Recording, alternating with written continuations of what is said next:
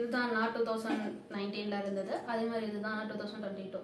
in 2.5 years என்னோட drastic change நீங்க கண்டிப்பா பார்க்கலாம். எனக்கு பிசிஓடி ப்ராப்ளம் இருந்தப்பையும் அதை நான் ஹீல் பண்ண ஸ்டார்ட் பண்ணதுக்கு அப்புறம் என் உடம்புல பார்த்த சேஞ்சஸ் தான் நீங்க இப்ப பார்த்துட்டு இருக்கீங்க. ஸோ என்னுடைய இந்த வீடியோ பார்த்துருந்தீங்கன்னா உங்களுக்கு கண்டிப்பா தெரிஞ்சிருக்கும் நான் எப்படி என் பிசிஓடி ஓவர் கம் பண்ண அப்படின்னு சொல்லி உங்களுக்கு கண்டிப்பா தெரிஞ்சிருக்கும். ஸோ அப்படி தெரியலன்னா நான் ஒரு ஷார்ட் இன்ட்ரோவா கொடுத்துறேன். எனக்கு பாத்தீங்கன்னா ஏஜ் டன் பண்ண டைம்ல இருந்தே வந்து எனக்கு ரெகுலர் பீரியட்ஸ் எல்லாம் கிடையாது. ஏஜ் டன் பண்ணி அடுத்த 60th டே தான் வந்து எனக்கு செகண்ட் பீரியட்ஸே வந்துச்சு. ஸோ இந்த மாதிரி தான் இருந்துட்டு இருந்தேன். அப்புறம் 12th டைம்ல வந்து டாக்டர் எனக்கு சொன்னாங்க எனக்கு பிசிஓடி ப்ராப்ளம் இருக்கு அப்படின்னு சொல்லியிருந்தாங்க. அதுக்கப்புறம் பார்த்தோன்னா நான் காலேஜ் போனேன். பட் காலேஜ் போனதுக்கு அப்புறம் செகண்ட் இயர் தேர்ட் இயர் போல எனக்கு ரெகுலரா பீரியட்ஸ் வர ஆரம்பிச்சிருச்சு. அதுக்கப்புறம் பிஜி நான் ஜாயின் பண்ணப்போ திரும்ப எனக்கு வந்து இரெகுலர் ஆக ஆரம்பிச்சிருச்சு. டியூ டு ஸ்ட்ரெஸ், டயட் ஒழுங்கா இல்ல, இந்த மாதிரி வேரியஸ் ரீசன்னால வந்து எனக்கு திரும்பவும் பிசிஓடி ப்ராப்ளம் வந்துச்சு. அதை ஸ்கேன் பண்ணி பார்த்தப்ப டாக்டரா தான் சொன்னாங்க. February 2020 வந்து நான் அந்த டாக்டரை பாக்குறேன். அப்ப சொன்னாங்க நீ இந்த வருஷம் தான் காலேஜ் முடிக்க போறல, முடிச்சுட்டு வா நம்ம வந்து ட்ரீட்மெண்ட் எடுத்துக்கலாம்னு சொல்லியிருந்தாங்க. அது என்ன ட்ரீட்மெண்ட் எதுவுமே எனக்கு இன்ன வரையுமே தெரியாது.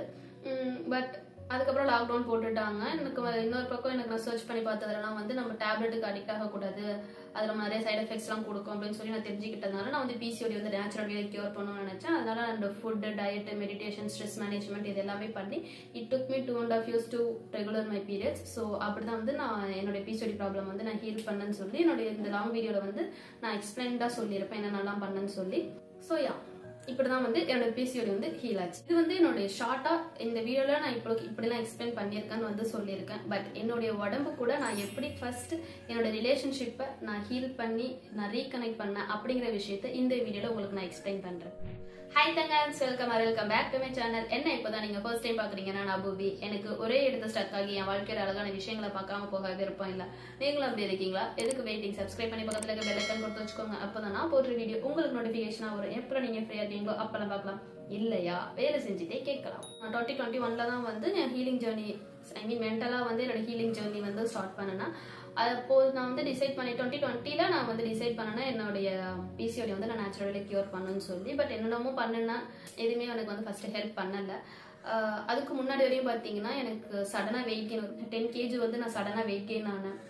எனக்கு என் உடம்புல வந்து நிறைய பெயின் இருந்தது. என்னோட நீ எனக்கு வந்து பிசிஓடி வேர்சன் ஆகுதுன்னு மட்டும் எனக்கு தெரிஞ்சிருச்சு. எனக்கு நீ ப்ராப்ளம் வந்துச்சு, அங்கங்க முட்டு பெயின் வந்துச்சு. வயசானவங்களுக்கு வர மாதிரி எனக்கு அப்பயே பெயின் வந்துச்சு 2019லே. அப்படி பார்த்தோம்னா எனக்கு 21 ஏஜ்லேயே வந்து எனக்கு இந்த ப்ராப்ளம் வந்துச்சு. அதுமாதிரி வந்து எனக்கு ஷோல்டர் பெயின், இந்த பக்கம் ஃபுல்லா செம்ம ஷோல்டர் பெயின், இங்க இருந்து இங்க உள்ள கை ஃபுல்லா வலிக்கும். அண்ட் செஸ்ட் பெயின் அப்பப்போ வந்தது. ஸோ இந்த மாதிரி மோசமான ஸ்டேஜ்ல வந்து நான் இருந்திருக்கேன். ஸோ இந்த மாதிரிலாம் நடந்ததால நான் வந்து என் உடம்பை வெறுப்பேன். எதுக்கு நான் இந்த உடம்புல இருக்கிறேன், எனக்கு பிடிக்கவே இல்லை, இந்த உடம்பை விட்டு எப்படா போவோம், பேசாம செத்துடலாம், அந்த மாதிரிலாம் வந்து நான் யோசிச்சு இருக்கிறேன். அதே மாதிரி பார்த்தோம்னா நான் வந்து hourglass body, so hourglass body, pear shape body ஷேப்லாம் வந்து கண்டிப்பா உங்களுக்கு தெரியும். நமக்கு வெயிட் போடணும்னா வந்து இடுப்புல தான் கண்டிப்பா மேக்ஸிமம் போடும். ஸோ அப்படி இருக்கிறப்ப என் உடம்புல வந்து எனக்கு என் ஹிப் மட்டும் எனக்கு அந்த டைம்ல பெருசா இருக்கிற மாதிரி ஃபீல் ஆகும். மேல ஃபுல்லா பாடிக்கு வந்து என்னோட சுடிதார் கரெக்டா இருந்தாலும் இடுப்பு கிட்ட வந்து ப்ராப்ளம் பண்ணும். ஸோ அதனால வந்து க்ளோஸ் டாப் தான் நான் போட்டேன். எனக்கு பிடிச்ச ஒரு ட்ரெஸ்ஸை கூட என்னால போட முடியல. காலேஜ் டைம்ல சேர்ந்தப்போ எனக்கு சாரீ வந்து ரொம்ப பிடிக்கும். ஸோ நான் சாரிக்காக ஸ்டிச் பண்ண பிளவுசஸ் எல்லாம் வந்து ரொம்ப டைட் ஆயிடுச்சு. நான் என் பாடி வந்து அவ்வளோ ஹேட் பண்ணினேன். எதுக்கு நான் இந்த மாதிரி ஒரு பாடி ஷேப்ல வந்து நான் பிறந்தேன் அப்படின்னு சொல்லி நான் நிறையவே ஹேட் பண்ணினேன். அதே மாதிரி எனக்கு ஹேர் லாஸ் நிறையவே இருந்துச்சு. நான் வந்து என் முடிய இந்த அளவுக்கு கட் பண்ணி இவ்வளவுதான் மெயின்டைனே பண்ணிட்டு இருந்தது. அதே மாதிரி பிம்பிள்ஸ் தாறு மாற என் ஃபேஸ்ல பிம்பிள்ஸ் வந்துட்டு இருந்தது. ஸோ அந்த டைம் வந்து ரொம்ப மோசமா எனக்கு பிம்பிள்ஸ் ஃபுல்லா வந்து அதனால ஏற்பட்ட டார்க் பேச்சஸ் தான் வந்து இது எல்லாமே. அப்படிதான் வந்து பிம்பிள்ஸ் ரொம்ப மோசமா இருந்துச்சு. ஹேர் லாஸ் இருந்துச்சு. இதை வந்து நான் வந்து ரொம்ப அசிங்கமாவே பார்க்க ஆரம்பிச்சேன். நான் ஏன் இப்படி இருக்கிறேன், நல்லா தானே சாப்பிடுறேன், ஏன் நான் இப்படி இருக்கிறேன் அப்படின்னு சொல்லி நானே கேள்வி கேட்டுட்டேன். ஆக்சுவலி பார்த்தோன்னா நான் வந்து நல்லாவே சாப்பிடல. ஆனா நான் இதெல்லாம் வந்து நான் கேட்டுக்கிட்டு இருந்தேன். ஏன்னா நானே வெறுத்துக்கிட்டு இருந்தேன். எனக்கு பிடிக்கவே இல்லை, என்ன நான் ஏன் இந்த ஒரு பாடி ஷேப்ல இருக்கிறேன், நான் ஏன் இவ்வளோ பெயின் அனுபவிக்கிறேன், எனக்கு ஏன் இந்த பிரச்சனை வந்ததுன்னு சொல்லி நான் அவ்வளோ மோசமா என்ன நானே வெறுத்துட்டு இருந்தேன். அப்போதான் 2021 January 4 தான் வந்து நான் வந்து ஜேர்னலிங் வந்து ஸ்டார்ட் பண்றேன். ஏன்னா எனக்கு செல்ஃப் லவ் தேவை அப்படின்னு வந்து நான் தெரிஞ்சுக்கிட்டேன். நான் வந்து அன்னெசரியா நான் வீடியோஸ் வந்து பார்க்க மாட்டேன். எனக்கு கொஞ்சம் நாலேஜபிளா இருக்கிற வீடியோஸ் இந்த மாதிரி எனக்கு வந்து பார்க்க பிடிக்கும். ஆக்சுவலா அந்த மாதிரி பார்த்துட்டு இருக்கிறப்போ 2020 அப்போ நம்ம தான் ஃப்ரீயா இருந்தோம் லாக்டவுன் டைம்ல. அதனால அப்போ நான் நிறைய வீடியோஸ் பார்க்க ஆரம்பிச்சப்போ நான் தெரிஞ்சுக்கிட்டேன் எனக்கு செல்ஃப் லவ் வேணும். ஸோ அது ரிலேட்டடா என்னென்ன விஷயங்கள் எல்லாம் பார்க்கலாம்னு சொல்லி நான் வீடியோஸ் வந்து நான் சர்ச் பண்ணி பார்க்க ஆரம்பிச்சேன். அப்பதான் வந்து ஜேர்னலிங் பத்திலாம் நான் தெரிஞ்சுக்கிட்டேன். ஸோ அப்படிதான் வந்து இந்த ஜேர்னலிங் வந்து ஸ்டார்ட் பண்ணேன். அப்போ எழுதுனதுக்கு அப்புறம் தான் வந்து நான் கொஞ்சம் ரிலாக்ஸா ஃபீல் பண்ணேன் ஆக்சுவலி. அதுக்கப்புறம் நான் வந்து என்னோட ஜேர்னலிங் வந்து நான் கண்டினியூ பண்ண ஆரம்பிச்சிட்டேன். Till now I will Journal my thoughts. அப்போதான் செல்ஃப் லவ்னா என்னன்னு நான் தெரிஞ்சுக்க ஆரம்பிச்சப்போ ஃபர்ஸ்ட் அந்த ஃபார்மோஸ்ட் திங் நாமளாவே நம்ம ஃபர்ஸ்ட் அக்செப்ட் பண்ணிக்கணும். நம்மளோட நிறை, நம்மளோட குறை எல்லாத்தையுமே வந்து நம்ம அக்செப்ட் பண்ணிக்கணும் நான் தெரிஞ்சுக்கிட்டேன். ஸோ அப்படிதான் என்ன நான் வந்து எப்போ நம்ப ஆரம்பிச்சு, என்ன நான் வந்து அக்செப்ட் பண்ண ஆரம்பிச்சனோ அப்போதான் என் உடம்புல வந்து டிரான்ஸ்ஃபர்மேஷன் வந்து நான் பார்க்க ஆரம்பிச்சேன். நான் வந்து ஏன் இவ்வளோ பெயின் அனுபவிக்கிறேன், எனக்கே இந்த ப்ராப்ளம்லாம் வந்துச்சு அப்படிங்கிறதுக்கான ரூட் காசஸ் எல்லாம் வந்து நான் தெரிஞ்சுக்க ஆரம்பிச்சேன். ஸோ இந்த ரூட் காசஸ் எல்லாம் தெரிஞ்சுக்கிட்டு எனக்கு தெரிஞ்சிருச்சு இந்த விஷயம் வந்து நம்ம நேச்சுரலா கியூர் பண்ண போறோம்னா கண்டிப்பா இது வந்து டைம் எடுக்கும். இது வந்து ஒரு ஸ்லோ ப்ராக்ரஸா தான் இருக்கும். அதுக்கு நமக்கு பொறுமை ரொம்ப முக்கியம் அப்படிங்கிற விஷயத்தையும் தெரிஞ்சுக்கிட்டேன். அதை நான் அக்செப்ட் பண்ணேன். Okay, it will take time. எவ்வளோ நாள்னு எனக்கு தெரியாது.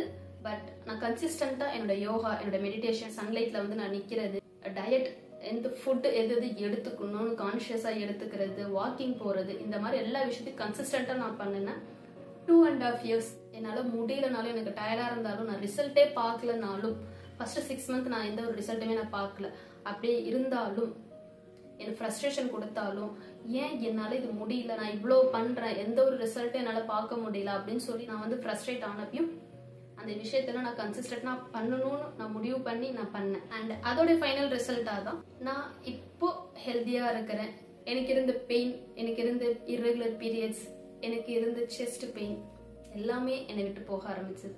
உங்க பாடி கிட்ட நீங்க எப்பயும் கைண்டா இருக்க. ஃபர்ஸ்ட் நீங்க உங்களை நீங்களாவே ஏத்துக்கோங்க. நீங்க குண்டா இருந்தாலும் சரி, ஒல்லியா இருந்தாலும் சரி, ஹைட்டா இருந்தாலும், குட்டியா இருந்தாலும், எப்படி இருந்தாலும் உங்களை நீங்களாவே ஏத்துக்கோங்க. இதுதான் ரொம்ப முக்கியம். ஏன்னா இந்த உடம்பு இல்லைன்னா இந்த உயிரிங்க இல்லை. இந்த உயிரிங்க இல்லைன்னா நான் இப்படி வந்து உங்ககிட்ட பேசிட்டு இருக்க முடியாது. நீங்க இந்த ஒரு விஷயத்த கேட்க முடியாது. நீங்க உங்க வாழ்க்கையில பண்ண நினைக்கிற விஷயத்த பண்ண முடியாது. ஸோ இந்த உடம்ப எப்பயும் இருக்காதீங்க. இது இல்லைன்னா நம்ம இங்க இல்லை. இதை வந்து ஹக் பண்ணுங்க. ஹக் பண்ணி தேங்க்யூ, எல்லாத்துக்கும் நன்றி, நீ எனக்காக இருக்கிற, நான் பண்ண விஷயங்கள், நான் ஒரு கிரேவிங்காக ஒரு விஷயம் சாப்பிட்டதை உன்னை நான் வந்து இப்படி அஃபெக்ட் பண்ணிட்டேன், சாரி, உன்னை நான் நல்லா பாத்துக்கிறேன்னு சொல்லி ஹக் பண்ணி அதுகிட்ட நீங்க சொல்லுங்க. உன்னை நான் பாத்துக்கிறேன், நீயும் என்ன பாத்துக்கோன்னு சொல்லுங்க. அதே மாதிரி தயவு செஞ்சு மெடிடேஷன் பண்ணுங்க. ஏன்னா நம்மளுடைய ஸ்ட்ரெஸ் நம்மளை வந்து அந்த அளவுக்கு மோசமாக்கும்.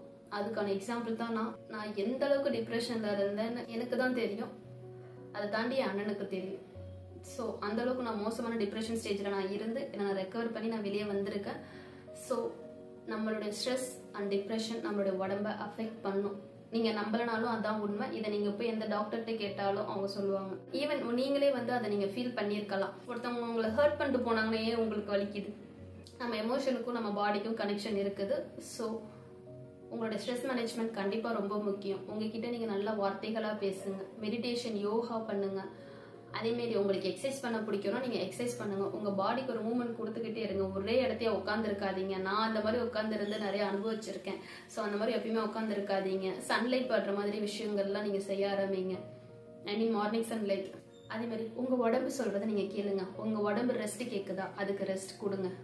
அப்படி உங்க உடம்ப வருத்தி ஒரு விஷயம் பண்ணணும்னு எந்த அவசியமும் கிடையாது. ஆக்சுவலி ஸ்பீக்கிங் கண்டிப்பா அந்த விஷயத்த பண்ணலாம். அதுக்காக எப்பவுமே ரெஸ்ட் எடுத்துட்டு இருக்க கூடாது. அதையும் சொல்றேன். உங்க உடம்பு ரொம்ப டயர்டா இருக்கு, முடியலன்னா கொஞ்ச நேரம் ரெஸ்ட் எடுத்துட்டு அடுத்து உங்களுக்கு என்ன வேலை இருக்கோ அந்த வேலையை நீங்க செய்யுங்க. Listen your body.